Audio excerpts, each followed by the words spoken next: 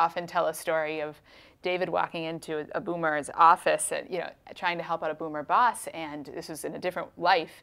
And basically, this boomer was, walked in, and there's piles here and there's piles there, and piles holding up the computer and piles holding up open the door and all of these things. This was clearly a very busy baby boomer. And he walked in and said, can I help out? And the first reaction of the baby boomer was, did someone say I'm not on top of it? And so that kind of that paranoia of, if I let something off my plate, what does that mean? Does that mean that I'm not on top of it? Whereas if you can, it's a win-win. You give David or that millennial a new project that helps them feel like they're moving, and then it opens up some room on the baby boomer's plate to try something even bigger, that next initiative, that next big leadership role. And so I think that the key is both that it's a win for the Xer, but to really make sure that you're telling your boomer employees that it's okay to let go of some of that stuff, because it's going to open it up to something bigger. Not that we're taking something away from the boomer's plate, because that is against their nature. They want to feel like they can do it all. And so instead of saying, we're going to take this off your plate, say, we're taking it off your plate, but only because we think you can do something even bigger and better. So positioning that delegation thoughtfully is the key to making that delegation not feel threatening. And I'll add on to that as far as the Xers go, but not Xers in the face of waiting for boomers to let go, but them themselves wanting to let go for millennials. This is a perfect example of the definition of what letting go means being two different things to two different generations. For the Gen Xers, they're very independent. And so when they're managing these new millennials coming in the door, they feel that the best service they can give to these new millennials is to delegate to them and say, here you go, here's a brand new project for you to go and run with all by yourself. And so they assume that the millennial's going to go away and the Gen X manager is going to go away, and they're going to let go and let that millennial do their work. But the problem is that for a millennial, that feels like they're being abandoned.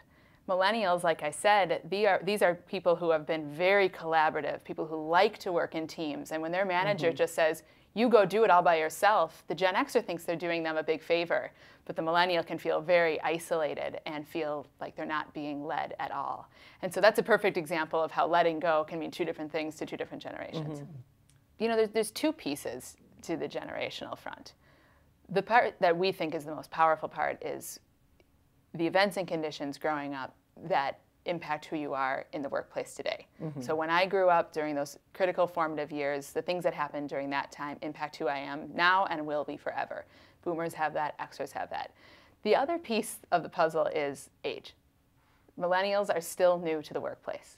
Some things that they do right now might change a little bit as they grow up a bit. And no, so, and when I say they, I can say we. Yes. I feel like whenever it's a little negative, I put the they on there instead of taking credit myself. But we will grow up a little bit as well. And so I think part of it is just being a little bit patient. Millennials don't have very much experience. One thing that is different from millennials than other generations is they have the least amount of work experience entering the work world. They did not have part-time jobs growing up as many did, but they had the least percentage of them had a part-time job or a summer job. And if they did have a job, they may have done an internship, but they never worked at Dairy Queen.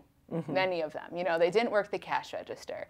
And those are some of those basic work functions that then they come into the workplace and they might be a whiz at building a website, but they don't know how to leave a voicemail, an appropriate business voicemail. Right.